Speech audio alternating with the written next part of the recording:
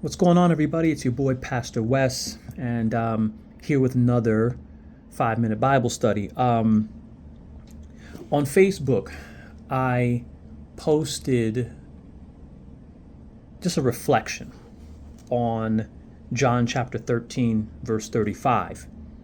And what I'm going to do is I'm going to read verse 34 and 35, and then I'm going to tell you a little bit about why I decided to have a reflection on it.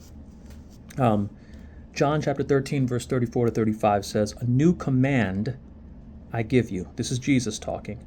"Love one another. As I have loved you, so you must love one another. By this, everyone will know that you are my disciples, if you love one another." Now, I know that there are people, when I start to say this, that are going to say, well, yes, Jesus wants us to love one another, but we are also a country of laws. Yes, Jesus wants us to love one another, but there is a standard that we're supposed to adhere to.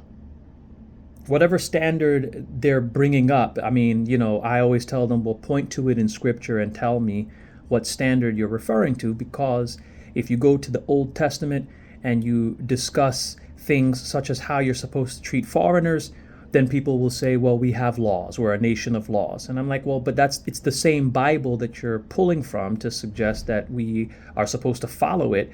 And then when there is an inconvenient verse, you don't want to adhere to it because it doesn't suit your political leanings. Here's the challenge. And I want to really make sure that this is clear as I share it with everybody. When Jesus shared these words, you have to understand the timing. He shared these words during the Last Supper. He shared these things before he was going to be crucified.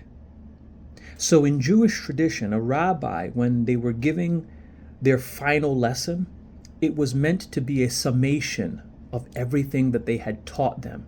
Jesus had taught his disciples over those previous 3 years, and this was the final lesson he was giving them. And he said, "A new commandment I give you."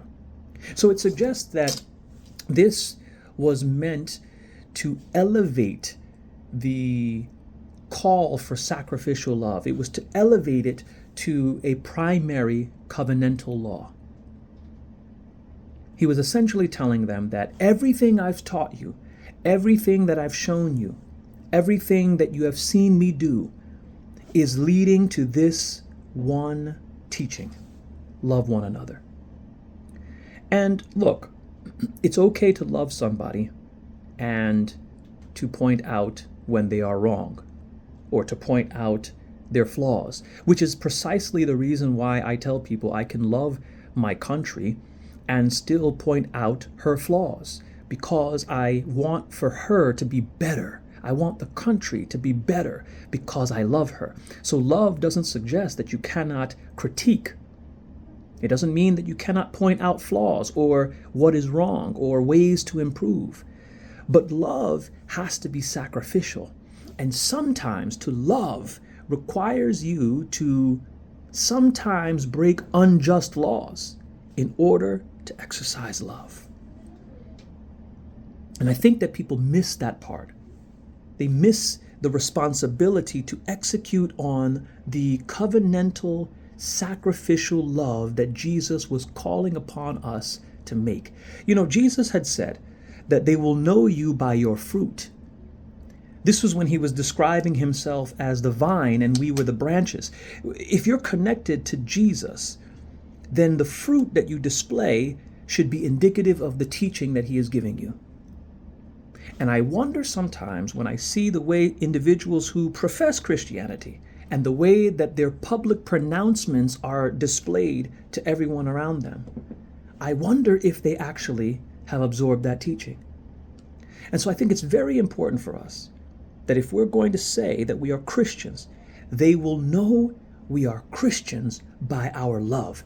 And I don't want to hear anybody tell me, Oh, well, we have this, and I have laws, and this, that, and the other, and they want to bring all these excuses into the mix. Don't forget, when Jesus was talking about love, he used the example of a Samaritan helping somebody that was beaten and left bloodied on the Jericho road. Jews and Samaritans didn't get along. But the neighborly thing to do was not to worry about the socio-political differences between Jews and Samaritans. The love that was displayed was to take care of this person despite the political climate, despite what society would tell us is the way you ought to act.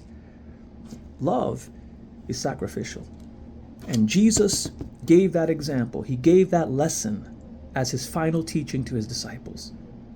So I encourage you, if you want to be a disciple, you have to carry the heavy cross of love. You guys take care.